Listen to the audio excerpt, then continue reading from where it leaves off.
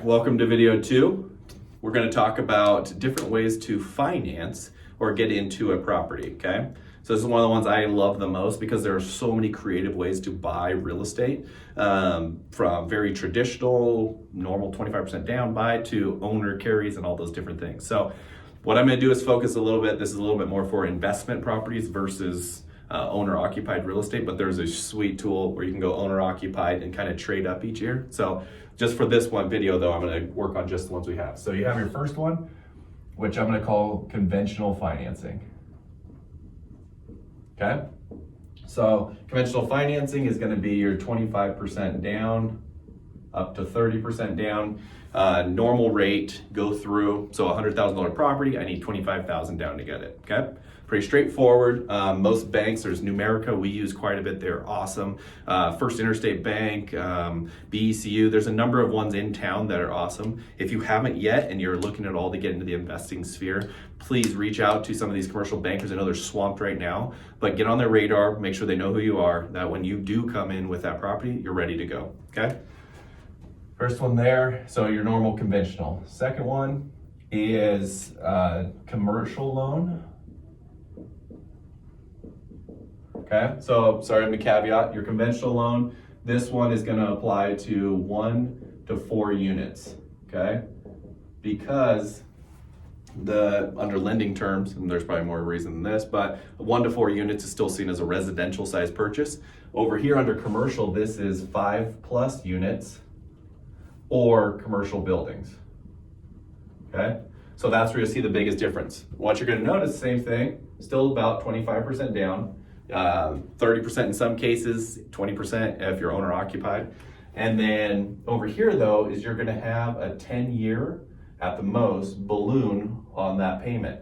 Well, why would you have a balloon, right? So here, I could get this amortized over 30 years. I could take 30 years to pay it off. Under a commercial note though, most times it's sometimes a 7-year to a 10-year. You're gonna put 25% down. You're gonna pay it down based on a 20 to 30-year AM. And if any of this lingo is not familiar, just keep listening, it'll get more familiar. AM is just the amount of time they amortize your payment over, okay? But what's gonna happen in a commercial note is that within that 7 to 10 years, that whole amount's gonna be due. The idea behind that is you go refinance it and hopefully have paid down that principal, okay? Really big deal when you're starting to look at these ones. Third is gonna be private money. Or hard money. They're not the same, but I'm gonna lump them in just for the purposes of this. This would be local lenders, like we use Inland Capital. They're awesome locally. But the idea is you're using more expensive money. You're usually seeing, whereas these two are competitive rates, this one you're gonna see anywhere from 9 to 12% interest. Terms of 6 to 12 months. And the idea behind these, but you can usually get in with maybe a little less down or something like that. So there's usually friendly, but the bigger one is, I've closed one of these in 3 days. So these ones up here, you're gonna be your normal appraisal, whole workup schedule. These ones here, if there's enough equity, you're able to move a lot faster. But let me caution you, don't want to get stuck with a lot of these loans hanging out there because your cash flow diminishes very quickly. And you'll see most of your money is going to just service the debt. There's a couple we use called Pyatt Broadmark out of Seattle, and they've been awesome on our bigger projects. But where we use these typically is where basically a fix and flip situation where we know that there's enough meat on the bone by the time we use this money, move quickly, renovate it, and then we go to a Numerica for the final takeout financing that's meant to be longer term, okay? 4, seller financing. So this is where we've kind of made a living working with seller financing. What is that basically is that the seller becomes your bank, okay? So now every one of these terms are all negotiated. Rate, term, down payment, balloon payments, when all of that is all negotiated. And the idea behind that is that the seller takes on that monthly payment. For some people though, it works really well, right? Our goal with any deal we do is to find a win-win. Well, how's the seller win? How's the buyer win? And can we make that happen for both of them? Well, in some cases, if the seller collects a lump sum payment this year, their tax liability is much higher than if they got some every month and then took it all next year. Again, seek a tax professional or legal professional for that advice, but this allows for more flexibility as you're moving through the deal. It also allows the seller to probably get a little more. I typically pay a little bit of a premium because to get these 3 loans cost me money. So if we can actually go through a seller financing option, it's something I always ask when we do it, okay? I have one loan where technically they wanted it for 30 years because they preferred the monthly income but didn't want to have to run the property. So you can get really flexible in this realm. Another beauty of this one is that, and this one too, so you can kind of use for all of them, I'm going to call it a subset or a category, let's put it over here, is cross collateralization. What this allows for is instead of cash for a down payment, it allows for the ability, if you have equity in a home, another building, some form, the lenders, basically all of them, would utilize that equity as a form of down payment. So now you're able to get into some of these with 0% down, and what they did was put the cross collateral on the back end. Again, as you see the market tightening up, I think you'll see a little bit less flexibility in some of that, but still a very viable option if you're just wondering how to get started and not sure, but you have equity in your home or you have a home equity loan or something that allows you to get going, okay? So seller financing one is one we typically use a lot of times. Another reason it's really big is that in some of these we've used, I'm gonna call them hybrids.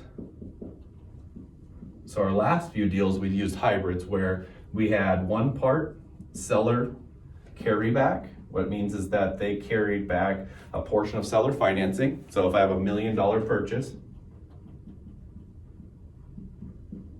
the seller gave us a note for 500, and then our private money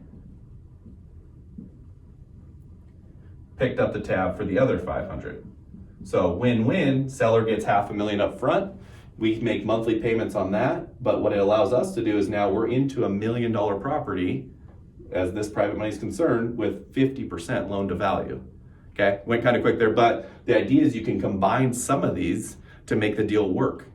Just understand every single one of these people on the lending side want the least exposure as possible. So when you could create that win-win, that's where you can get sellers to possibly hold out to get a little bit more when you close out the deal, okay?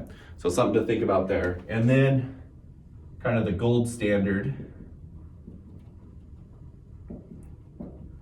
is ultimately getting all your properties, or at least the bigger ones you get, to institutional financing or secondary market, which would be Fannie Mae, Freddie Mac, HUD type financing, where you're going to get long fixed terms, low interest rates, and they have an incentive to really help you create and maintain affordable housing for those doing it, right? So you're looking at a bunch of these options when you get there, okay? So I think these are all great, but in every one of these, I mentioned you have to have a down payment, right?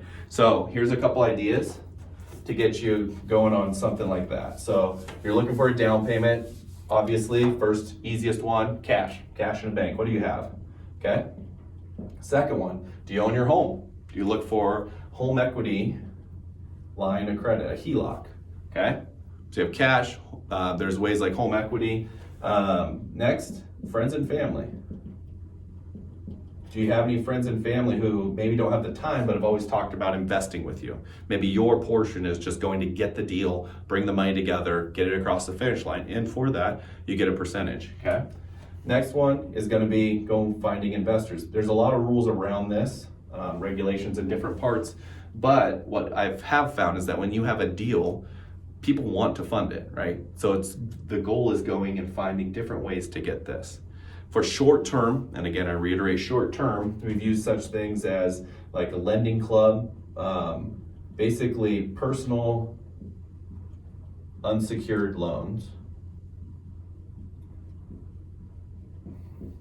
to do, and those can be up to 40,000. I don't recommend those a ton if you don't need to. They've been a great fix or kind of plug into what we've been doing, but it's one of those with this market shifting a little bit, I'd probably shy away a little bit more from those.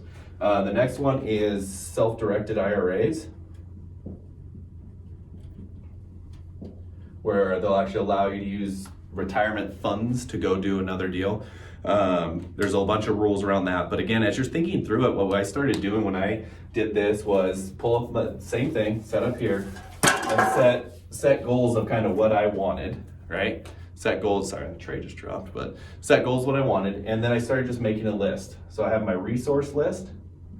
This was everything from cash to friends to businesses to whatever it was on this side, okay? So I set it up on what exactly could I go to as a resource for this as I'm getting into it. And then on this side of the list, I set my goals. I think one thing, if I were to tell any investor getting going now, is to try to find a good focus initially. Like, I think what's crazy about real estate is you get shiny object syndrome pretty quickly because there's so many deals that at least look like deals. And what we found is our best deals have come when we had such a narrow focus. That's all we were looking for. So I knew rehab costs, I knew rental costs, I knew all those parts. So what I challenge you as you dive in and really learn some of this is try to narrow that focus. If you don't want to deal with a tenant call or somebody trash you, don't jump into that part. Let's look at a different asset class, right? So I think you can definitely find that within here, but basically build your resource list over here, set some goals right here, because then what we'll do is back into what do you need to get there, right? So now I know my goal is to buy 2 single families, okay? They're 200,000 each, 400,000 total. So on a normal loan up here, I need 25%, so I need 100 grand, simple one, right? Well, now I go, well, I have 25 in cash. Friends, I know that I had a friend who had 100,000, he just didn't have any time, so I'm at 125. My equity in my home is another 50K because they're doing 100% loan to value at some of the different credit unions. So now I'm at 175, and then I know that, what else do we look at? Yeah, friends already gave you some, and then you go to maybe sell a car, sell something. I mean, I've gone down the list of where we sold a vehicle, and then that was part of our down payment as putting towards it. So don't let the fact you feel like you can't get started keep you from starting, okay? So dive in, take a look. This is video number 2 on just different ways to finance your next investment.